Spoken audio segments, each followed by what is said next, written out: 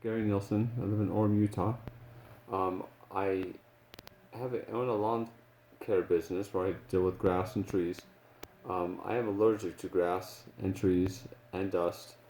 I was having an issue with my allergies a little while back, and Deborah had hypnotized me to get me to stop coughing. I was coughing for almost a week straight.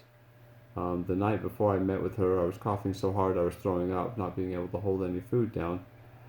Within 5 minutes, she hypnotized me in her car, and after those 5 minutes, I only coughed a couple times that day.